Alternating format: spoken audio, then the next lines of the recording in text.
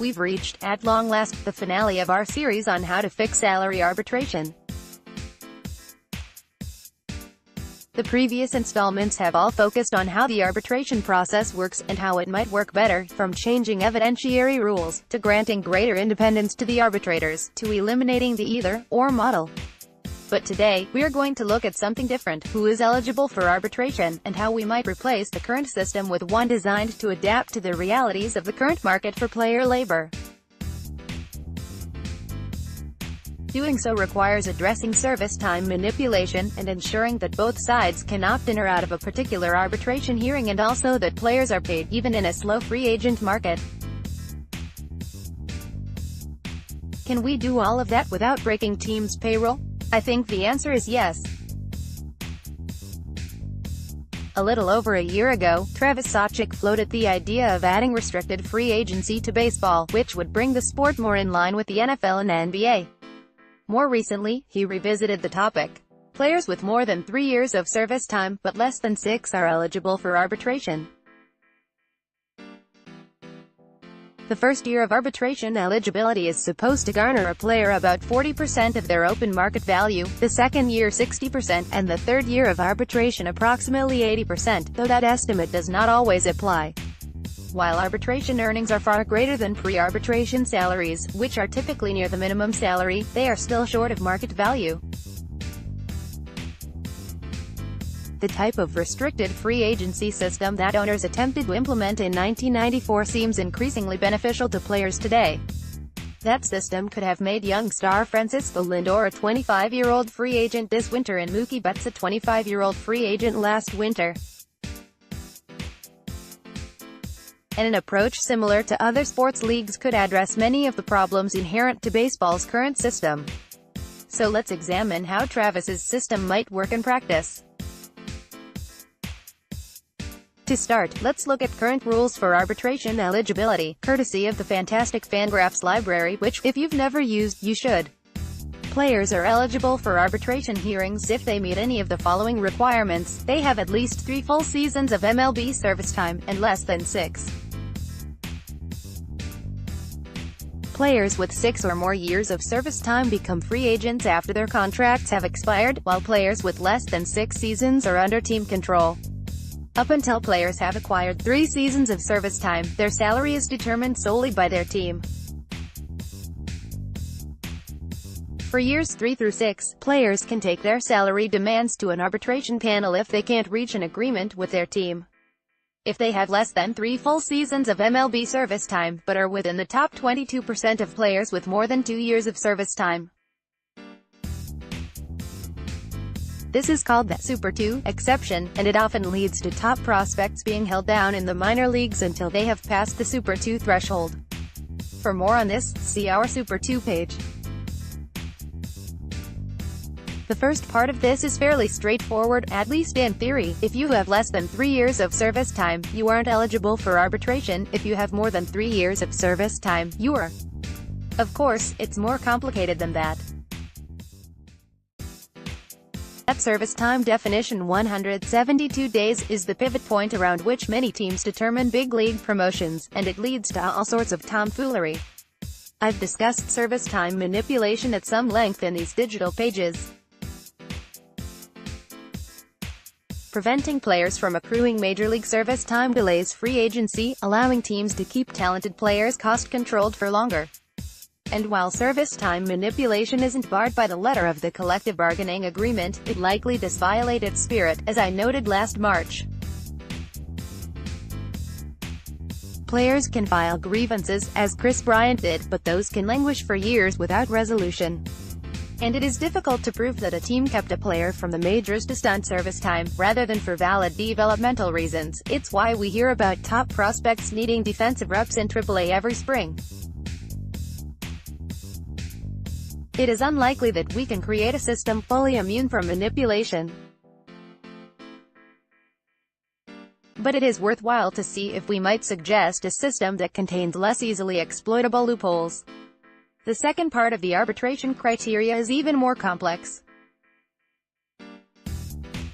Determining Super 2 eligibility is so confusing that Major League Baseball has a separate glossary entry for Super 2 on its website, and the union and league have to sit down and prepare an agreed list of eligible players. These eligibility requirements are fixed for players, but teams have the ability to effectively opt out of the arbitration system by simply declining to tender the player a contract, making that player a free agent. There are reasons a team may non-tender a player that aren't about the player's potential arbitration award, like 40-man roster crunch, and very good players obviously aren't released out of hand. But many non-tender decisions emanate from an assessment on the team's part that the player's value is misaligned with their current or likely salary, and the fact remains teams have the ability to eschew the whole process beforehand. The player, on the other hand, has no such recourse. So how might restricted free agency work in baseball? To find out, let's look at the National Hockey League, the only other major North American sport to use an arbitration system. A restricted free agent in the NHL is a player who has completed his entry-level contract, but does not have enough NHL service to become an unrestricted free agent. The player qualifies as a restricted free agent when his contract expires. An offer sheet is a contract negotiated between an NHL team and a restricted free agent on another team. It includes all the terms of a standard player contract, including length, salary, bonuses, etc. When a player signs an offer sheet with a new team, his current team has notified. That team has the right to match the offer sheet with an identical contract and keep the player. Or it can decline and let the player join the new team under the terms of the offer sheet. The original team has 7 days to make its decision. Taking those parameters as a guide, here is our thought experiment. The current service time rules are eliminated. Major League season is now any season in which a player spends more calendar days on a Major League active roster than on a minor league active roster. All arbitration-eligible players now have the ability to opt out of arbitration once and become restricted free agents. They can do so in any year of their arbitration eligibility, but may do so only once. Deals would have minimum lengths tied to the number of years of the player's original arbitration eligibility remaining. Thus, a player who opts out in his first year of eligibility would, upon completion of the process, sign at minimum a 3-year deal. Players could opt to sign longer deals extending into their free agency. A player who opts out in his second year would sign at minimum a 2-year deal, and so on. If a player doesn't receive any multi-year deals in restricted free agency, his rights would revert to his original team. To see how this might play out, let's use Travis's example of Mookie Betts. Each time Betts goes through the arbitration system, he and the Red Sox exchange figures. At that point, the Red Sox have the option of non-tendering Betts or proceeding to arbitration. Betts has the option of opting out of arbitration to become a restricted free agent, or proceeding to arbitration. If Betts opts for restricted free agency, the Red Sox would have the option of either matching whatever offer another team makes, or letting Betts walk at that higher price. Should Betts not find a restricted free agent contract to his liking, he and the Red Sox would then go through the standard arbitration process, though hopefully one that has integrated the improvements we have previously proposed. As with the current system, the parties involved could reach a settlement prior to arbitration. Why might this system be superior? First, it would encourage compromise in the resolution of arbitration cases. If a team knows a lowball offer might result in the loss of a valuable player, it's likely to increase its initial offer, bringing players and teams closer to resolutions. Second, it disincentives the file and trial approach by penalizing those teams with the very real possibility of losing players, further incentivizing pre-arbitration settlement resolutions. And third, it incentivizes players not to overreach, because a player who files for restricted free agency and receives no offers significantly better than that offered by their current team would have a difficult time arguing that they were worth their filed salary figure and would have just had burned their shot at restricted free agency. But there's another reason why this kind of system would work better than the current one.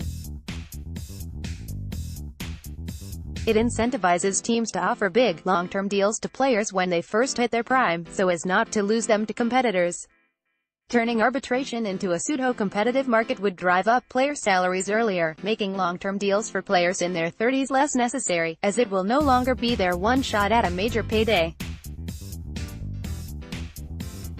We've seen this kind of system work well in the NBA, and even in the NFL, allowing teams to uncover hidden gems while also driving players' salaries up. This system might, as Travis noted, therefore be a meaningful step towards addressing the dysfunction in the free agent market. By the time many players reach free agency, they're often in their late 20s, solidly in their peak years, but also nearer to the beginnings of their declines. Restricted free agency would allow for players to shift their peak earning years from free agency toward their presumed prime.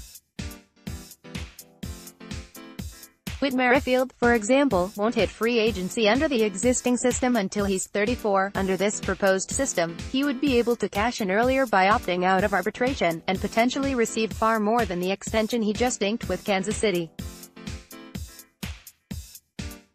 While it won't eliminate the ability of teams to manipulate service time, it might at least curb the practice. Under this system, if the Red Sox had wanted to manipulate Betts' service time in his first season in the big leagues, they would have had to leave him in the minors for at least half the year. For contenders who need their top prospects in the majors, that's an unappealing proposition. This kind of restricted free agency system recognizes that teams are increasingly hesitant to guarantee long deals to players reaching free agency as they approach or enter their 30s. But that newfound reticence shouldn't preclude players from being paid what they are worth at some point in their careers. Paying a player what he's worth during his prime seems like the optimal solution.